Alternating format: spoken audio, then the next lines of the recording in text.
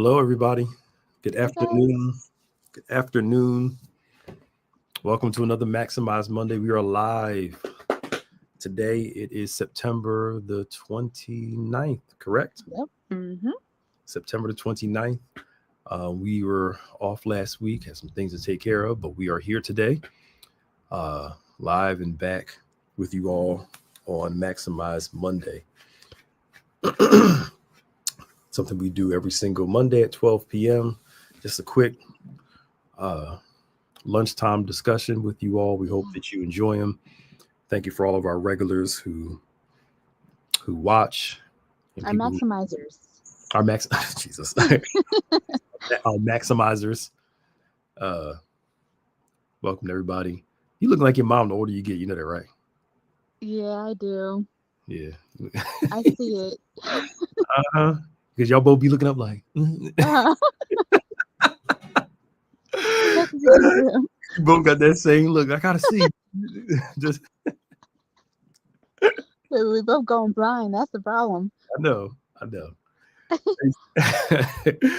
Hey, Andre. Hey, Karen. How you doing? Welcome, y'all. Come on in. Come on in. If you haven't done so, we see the numbers climbing up. Please do us a favor and share this if you can, whatever platform you're watching it on. And of course, please like this video. We had great church. Oh, I wasn't in service yesterday. We had great church yesterday. Yeah, Is it still up on Facebook or YouTube? The whole service? it is. Yep. Okay, Mm-hmm. I plan on watching it today. Uh, we had great church yesterday. Um, by the time I got back, y'all were leaving. Everybody was leaving. Mm-hmm. I was hoping to get back at least at 12:30, but got back too late. I had to preach out yesterday, but it was wonderful. Go back and watch on any of our platforms. And also last night's service, we were in Wilmington, Delaware, at the Mm-hmm. Victorious Faith Church with Pastor Lucette Smith. Bishop Course preached at that. That video should be on our Facebook page, right?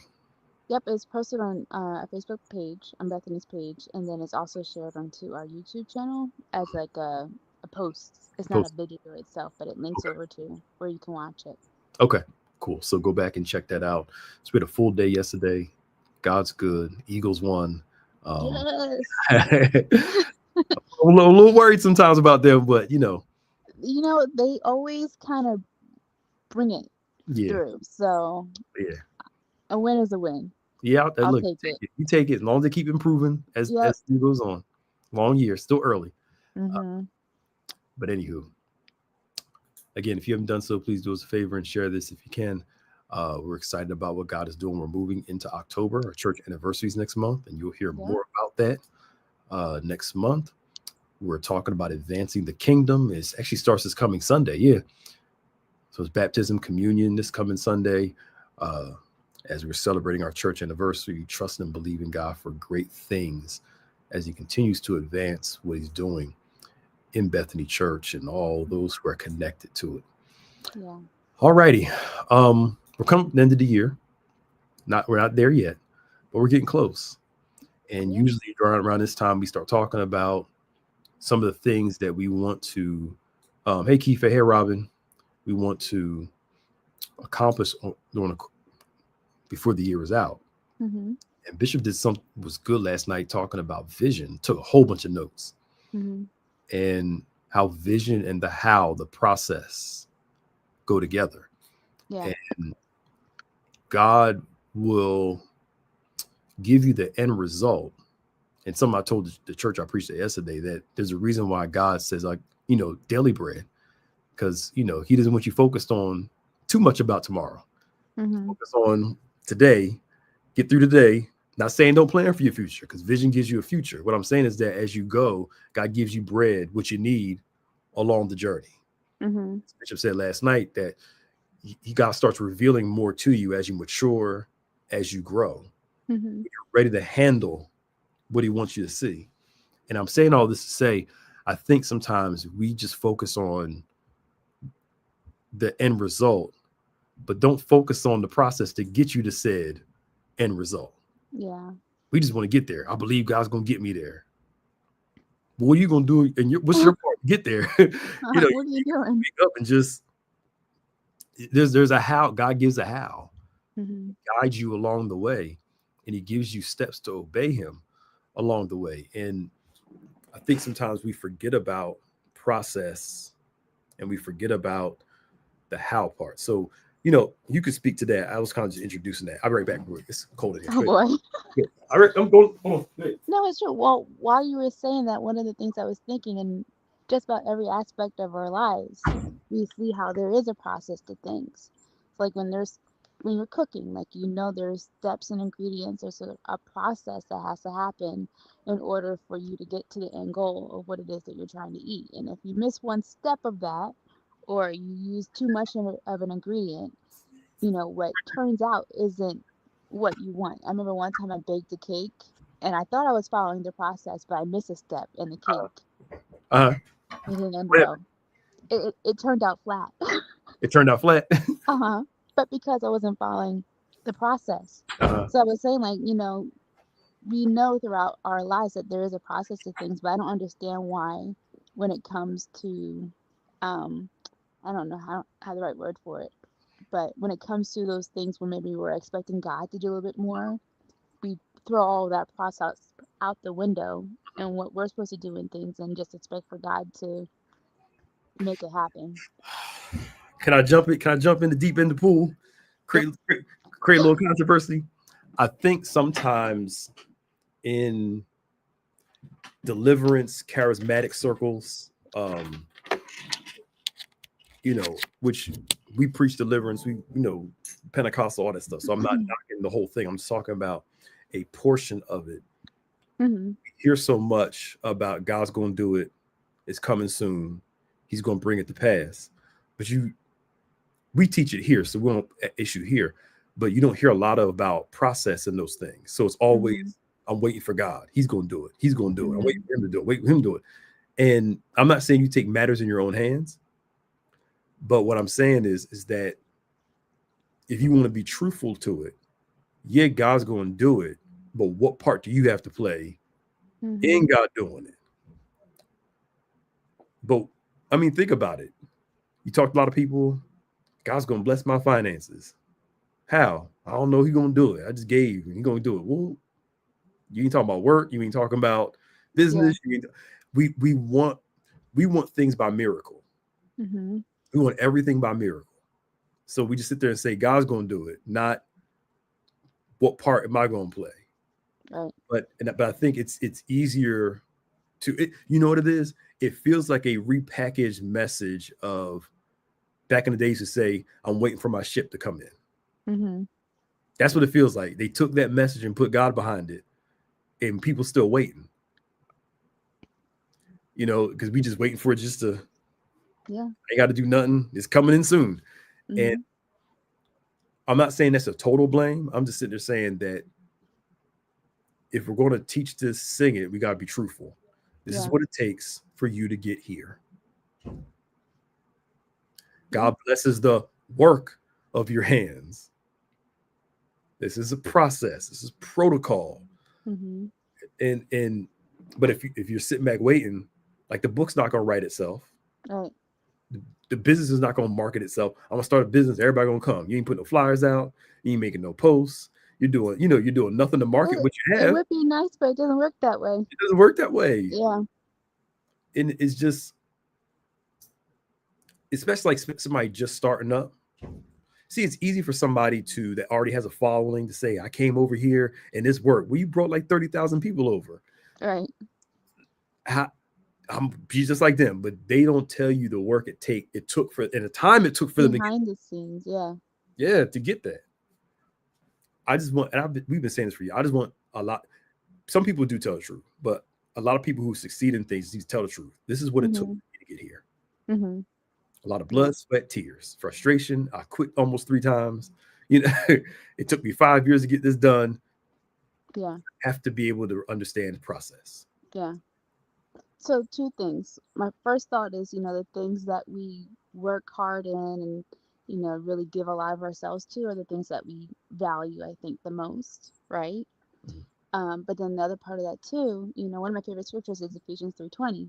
God's able to do exceedingly abundantly above all you can ask or think according to the power that works within you. So that also places ownership in you as well, and being able to bring those things to process into fruition. And I think that helps us to find value in all the miracles and the things that God is doing in our lives that are exceeding abundantly more than what we thought would be able to happen. Yeah. So it's a symbiotic relationship. Of course, God does and can do all these wonderful things, but there's also a beauty in us being able to support that and making it what it is. Mm-hmm. Yeah. And something he said last night is that God will give you the help you need along the way. Mm-hmm. Those the help you need at what juncture? But you have to start working the process for him to send the help that you need at that Yeah. juncture. Mm-hmm. I mean, I'm not trying to sound too reductionistic or sarcastic, but it's just that's literally what it is. That as you start walking, God gives you what you need in that moment. So he's able Yeah. to do that exceedingly abundantly, but you have to like start doing it so he can Yeah. exceed it, you know. Mm-hmm. Yeah. uh and because faith is not just simply I believe and that's it. I trust. That's all I got to do. That's I wish it was like that, but it's not. Mm-hmm. It's not. Um, I say it jokingly often. We think I just went to the altar. Oh, it's all gone. And I'm not saying don't go to the altar and leave it there, but know that deliverance is sometimes your daily, everyday overcoming it. Mm-hmm.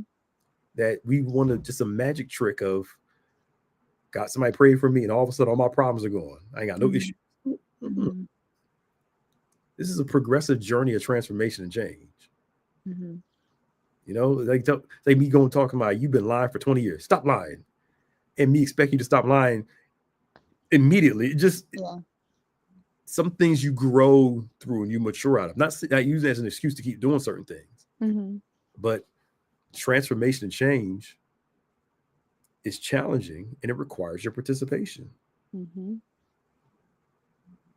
Yeah. Somebody been smoking for 30 years, all of a sudden they get saved. You want them to stop smoking within the first day they got saved. And it's like, no, just give them a chance to grow and develop. Mm-hmm. Give them a chance to mature, to evolve, Yeah. process is all a part of this. And maybe a part of it also, when you talk about transformation, I was thinking about butterflies and how they cocoon, Mm-hmm. right, to become the butterfly. And so, and if you think about it, they're isolating themselves, they're separating themselves from everything else, right?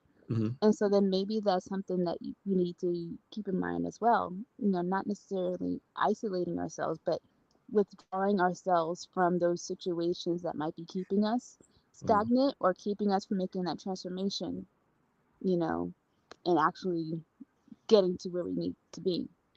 And I feel like that might be a hard part for some people because there's comfort in what we know. Mm-hmm. There is. There's absolute comfort in what we know. And that's why God calls us out of our comfort Hmm. to go walk and stuff. And while you were talking, I think it's something that reminds me sometimes in scripture, we don't think about time frame. Hmm. So when we read something, we often don't consider the years in between the chapters. We just read, oh, well, in chapter 20, God said this. In chapter 21, it came to pass. And we look at it like it just, Yeah, it just happened. but Yeah. sometimes there's months or years in between one chapter to the next. But we assume it's just like Hmm. when the Bible says he when Jesus immediately healed somebody, we forget about all the time it took for Jesus to get to the person to heal them. Hmm. These things are Yeah. process and growth. I think sometimes we're like I still love Willy Wonka, the original. Hmm. We like the little girl, I want it now. And if it doesn't come now, I'm gonna throw a tantrum. You sing it in your head. I am. You You know, can tell. that's us. Yeah. And because we're in such a convenience, quick pace society, if it doesn't happen now, it ain't Hmm. work. When God knows how old you are, but also, are we doing our part to make sure? Hey, Keisha, are we making sure we're doing our part to make sure God brings it to pass? Hmm. A lot of us want stuff we're not ready for. Hmm. All of us, myself included. We always think we're ready.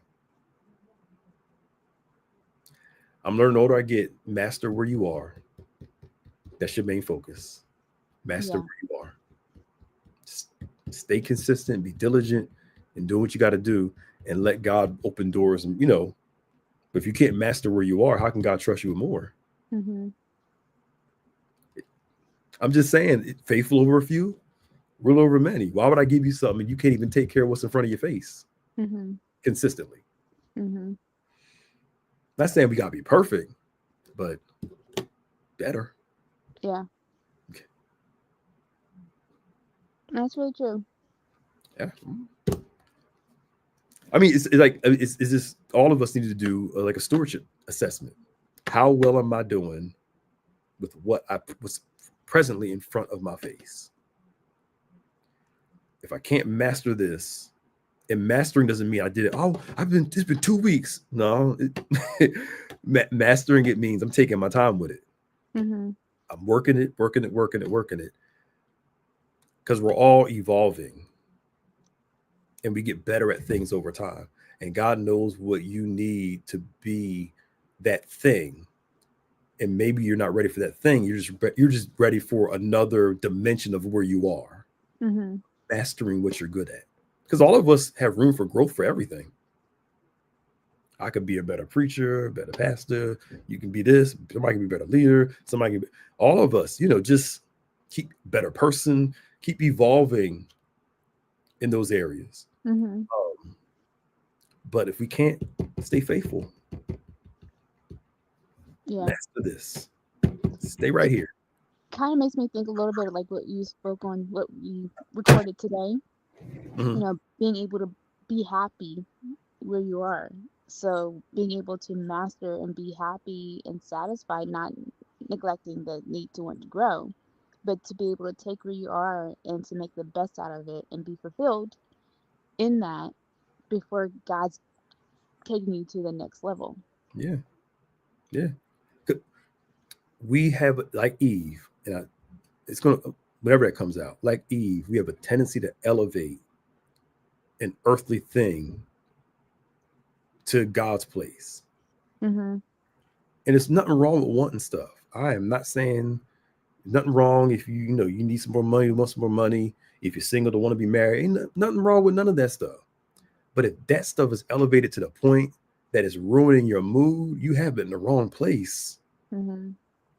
Not that you don't want it, but if it's like completely, I don't like my life, meltdown because one area, it's like, Mm-hmm. yo, bruh, sis, like Eve, you put this, it's too high up on the totem pole. Like I said, well, the video's gonna come out. Ultimately, God is the one that should be the thing we want the most. Mm-hmm. Because I've been telling people for years, in whether it's singles class, a finance class, or whatever class, if you're not enough without it, you're never going to be enough with it. I know a lot of miserable people that have stuff because they thought that once I get this, I'm finally going to be happy. You happy for 3 months, and then all of a sudden you right Mm-hmm. back to diving right down into the dumps Yep. because it's going to eventually going to leave you empty. Mm. I heard a preacher say this years, if God isn't enough, then nothing else will ever be enough. I'm Yeah. paraphrasing, but if God isn't enough, nothing else will ever be enough. Sorry, because other it's gonna go up in smoke. Mm. You'll have it, you'll want it, you try to catch it, but it's elusive. No matter how Yeah. much you try to grab it, I want to be happy. You keep going for it. It's nothing because it just poof, goes up in smoke. God is the only solid, consistent thing we'll ever have in life. Mm-hmm. That's why we build our life on a rock, not on the sand. And this is intentional of him making him the object of our desire. Mm-hmm. Because life slowly lures us away from him being an object to something else. Yeah. And it's so subtle. It's not until you're actually focusing on something else. You're like, dang, I don't lost my passion. Like, what Hey, happened? how did you get all the way out here? Yeah. Yeah. I was talking to somebody. I'm like, remember the day you first got saved and how you felt? You need to get that back. When you was excited about God, but somewhere along the way, especially once we start working in church, whew, Mm-hmm. what used to be joyous and exciting feels like a task because Yeah. we put in the wrong position. Mm-hmm. I'm sorry, I'm just in there ranting, but just I can't emphasize that enough. You can have it, get it, and after it's over, once the feeling wears off, you're back to being miserable again. How can I say this? I'm tired today, but some of us aren't on drugs, but we are on drugs. Uh-huh. It may not be weed, cocaine, or any of that stuff, but Mm-hmm. watch this. It could be an addiction to whatever, Yep. and that becomes a drug of your choice. It could be tension hungry. It could be whatever. Mm-hmm.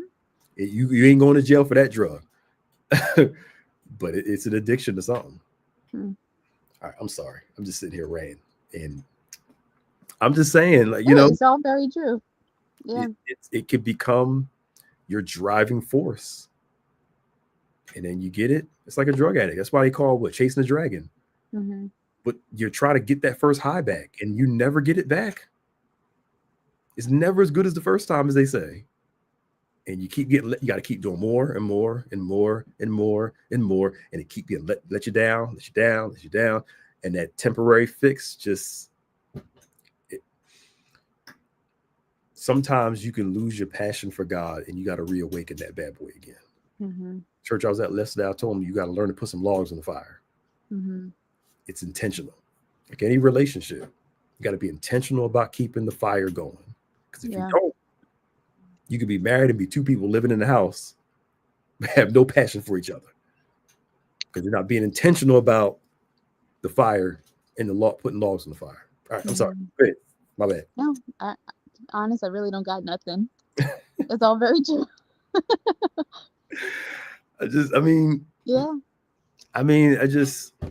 And God will let you pursue all that stuff. Y'all will see it when I do the Ecclesiastes video. He will let you go after it all. And what he'll do, he'll let you go after it and let you down every single time. Yeah. Until you finally realize he should be the object of your desire. He should be your first love. And God will let you go on your journey. Go on and go. You don't want me? I ain't gonna chase you. Go on, go. I'm gonna let it happen. You're gonna come back eventually. Like the prodigal son, I'll let you go out. But you're gonna find your way back again. Because it's gonna let you down. Yeah. All right. All hearts and minds are clear. Yes. Yeah, it really is. I feel like we overcomplicate things too, so that when we do get so far out, it's like, well, how do I even get back? But it really is, like you said, God just wants us to love him because he loves us. So let's not make it so complicated. It's real simple. Come back to him. Yeah. Prioritize them. You could have stuff. You can go out to the movies. You can read books, go to the gym, watch TV, play games. You can do all that stuff. Just don't put it above him. That's all. Yeah. That's all. Keep him first. And those things come in to make you happier. They don't come to be the source of your happiness. Because all of us have been there before, where you wanted something so bad, and when you finally got it, you were like, "That's it." You had higher expectations. Like, once I get this, it's going to be, whoo! And then after you get, you're like, "Now what?" Now, right, exactly. Like, now what? There's no real satisfaction there. It was cool, but it did nothing for you in the long term. This is where God is like, "Yo, I got you. I'll give you more satisfaction than you ever had." And then those things come on to help you be happier.